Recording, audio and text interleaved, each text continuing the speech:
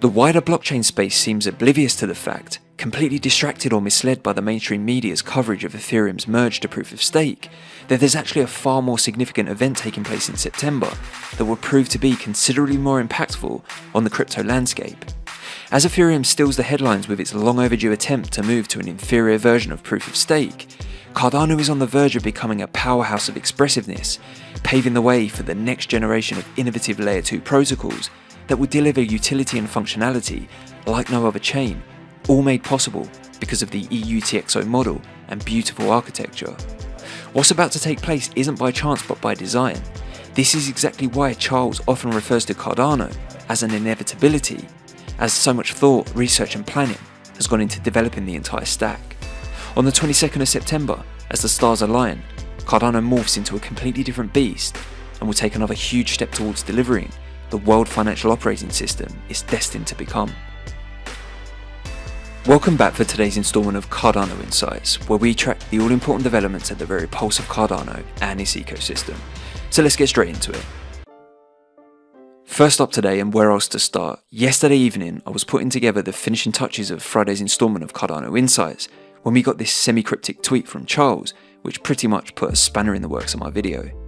White smoke emerging from the roof of the Sistine Chapel signifies confirmation that a new pope has been elected, or in the case of Cardano, confirmation that a whole new era in the roadmap beckons. This was soon followed by this thread from IOG and an update video from Charles confirming that the Vasil half-rule date is indeed now confirmed for September 22nd. You may remember in last Sunday's video I did say that this would prove to be a defining week in the history of Cardano, which it certainly has turned out to be. Here IOG confirm Vasil upgrade date confirmed following the successful completion and extensive testing of all core components, plus confirmed community readiness. We along with the Cardano Foundation can today announce September 22nd for the Vasil upgrade on the Cardano mainnet. They continue, Vasil is the most significant Cardano upgrade to date, bringing increased network capacity and lower cost transactions. The upgrade will also bring enhancements to Plutus to enable developers to create more powerful and efficient blockchain based applications. We've been tracking well against all three metrics we and the Cardano Foundation set for launch.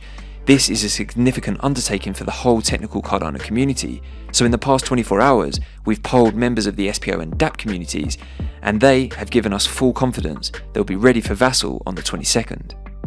They go on to confirm the majority of leading exchanges have now started their update process. Based on current trajectory and previous experience, Cardano Foundation has every confidence in them completing their updates and meeting the 80% liquidity metrics set. Thanks to Cardano's unique hard-fork combinator, we anticipate a seamless technical transition with no disruption for its users or a break in block production. Users need take no action. The Vasil upgrade is a testament not just to the hard work of the core development team, but to the many technical contributions of the wider Cardano community.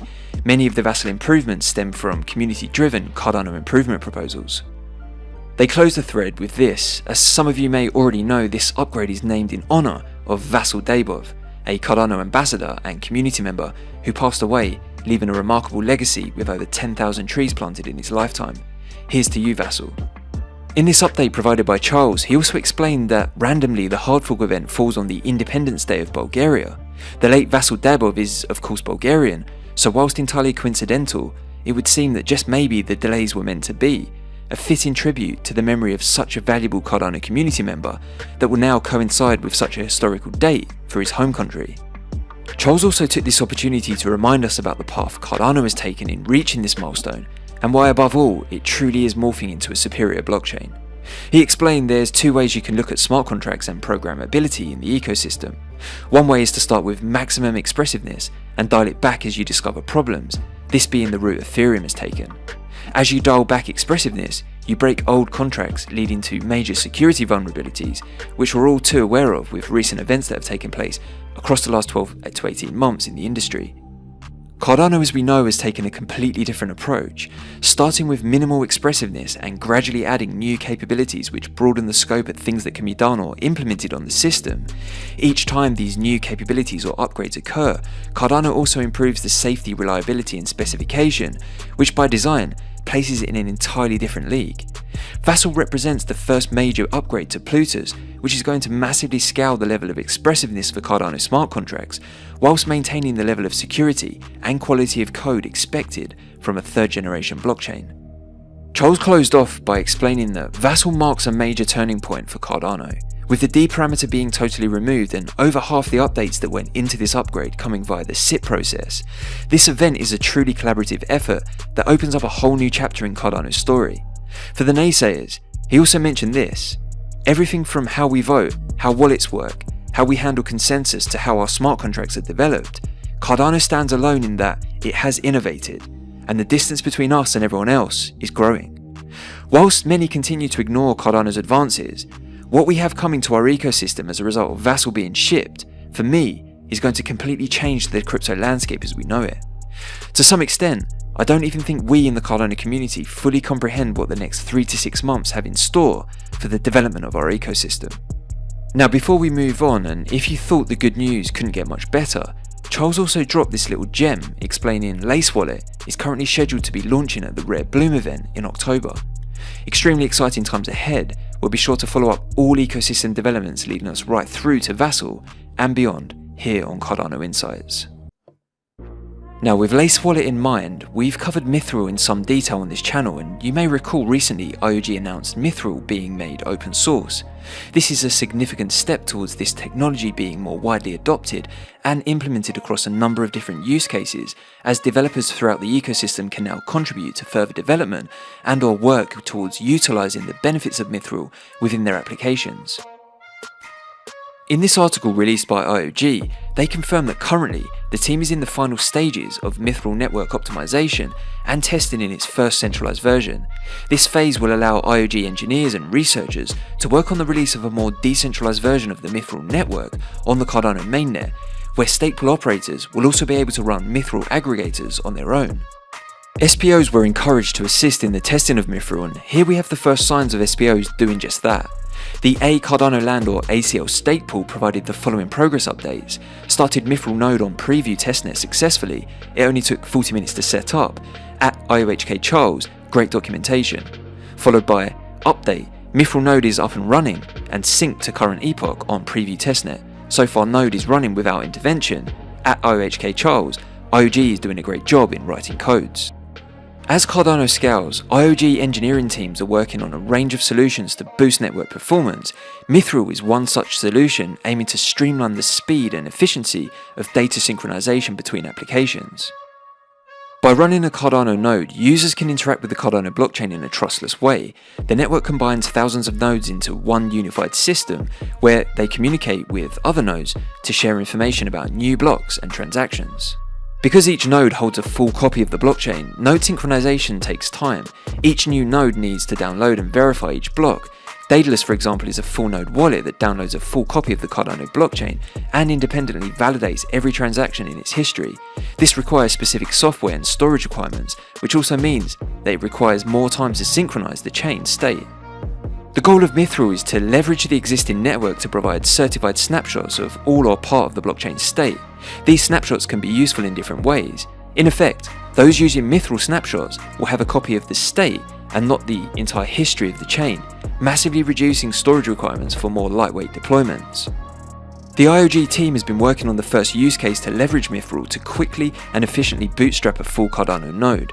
Whilst it's understood the first commercial use case for Mithril will be in IOG's light wallet Lace, being made open source means any wallet or development team will now be able to also implement Mithril, leading to a more competitive ecosystem of protocols and products. Now check this out from ADA Handle.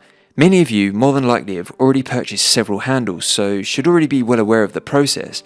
But for those that aren't, normally when requesting to mint a handle, email verification was required before you can get access to mint. For each email verification, you're provided 3 handle reservations with a 60-minute access time slot to mint. Once expired, or if 3 purchases are made, then you would need to repeat the email verification process again to complete further mints. Well, in this latest update from the team at ADA Handle, they announce wallet authentication is now live, say goodbye to email verification and use your favourite wallet instead. A special thanks to Eternal Wallet for getting this live on iOS and Android mobile through the Eternal DApp browser. So if you head on over to ADA Handle, Simply connect a supported wallet and you're good to go. You'll now immediately have access to the minting tool without the need for email verification. Now to JPG Store, and true to form, they've also been busy releasing new features on the platform. In this latest tweet, they confirm trading history is now live. You can now see all the listings, sales, accepted offers, etc. of a single NFT in its specific asset page. Now if we head on over to JPG Store, here you can see each NFT now has a trading history tab populated. For anyone who's into NFTs, this is a pretty useful feature when reviewing the activity of a potential purchase. Looking at a quick example, taking a look at this Ape Society NFT, Fadrique Walker, it would seem it was listed immediately after the initial mint for 300 ADA. We can see multiple price updates until it sold at 500 ADA. Relisted, sold for 660, then relisted, delisted and listed again at 1850, to which it just sold for the third time today. The trading history definitely adds another dimension for those who enjoy researching NFTs activity, so if that's you, then go check it out. Next to Wingriders, who also have been making some UI improvements to their token pages. Here they announce Riders, new platform improvement is live, token details page. Now following statistics is much easier with new and better UI. Simply click any token at wingriders.com to see its page. So if we quickly head on over to Wingriders, under liquidity, click tokens, choose a token. I'm going to check in on ADA, and here we have it, the new and improved token details page.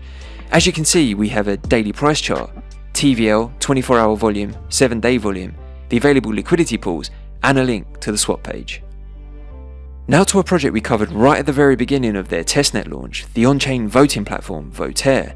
You may recall Voteaire enable on-chain voting via 3 formats: a simple vote in the form of a ballot open to all ADA holders, a delegated vote where a ballot is created using a stake pool ID, specifically for SPOs to engage with their community, and policy ID based vote, where a ballot can be created using a token policy ID, for example NFT projects or projects that have a native token associated. The use case of Voteaire is to enable projects, SPOs or any ADA holder a way to engage with their communities and provide a way of expressing their preferences and decisions through on-chain voting. Initially, the first on-chain voting took place in collaboration with Wild Warriors NFT, whose community in effect helped trial the platform, battle test it, and create community awareness of the voting solution Voteaire is bringing to the Cardano blockchain. Well, the time has now come for Voteaire to launch and be made available to the public. Here they confirm, we're beyond excited to announce that Voteaire opens for everyone on September 6th. Mark your calendar to be the first to take advantage of using the platform. We'd be grateful if you could help us spread the word by retweeting this post. See you on mainnet on September 6th. So there you have it, from September 6th, Cardano will officially have its first on-chain voting solution available to anyone using the blockchain. Finally, let's just check in on another project we previously covered who has been busy working on a new version. You may remember me covering eutxo org, the explorer tool that provides a great visualization of real-time block production. Here Peter gave us this update. I'm like 70% done with eutxo org version 2. I don't want to rush this, so it will be released when it's perfect and I'll be satisfied with it. Even preloaders will look awesome.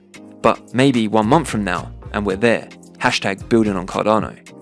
He also gave us this little preview. As you can see, the loading screen, which I imagine will be in between intervals when waiting on the next block to come through, now has this great animation of all the Cardano native token logos replacing the empty space. I'm really looking forward to seeing the version 2 and finding out what else Peter has in store for eutxo org. So that's it for this Saturday installment of Cardano Insights, as we keep track of all the developments and continue to spread those positive Cardano vibes. If you found value in the content, then please be sure to comment, share, like, and subscribe to the channel. We'll be back Monday with your daily roundups. Until then, thanks for watching, have a great weekend, and as always, keep it Cardano.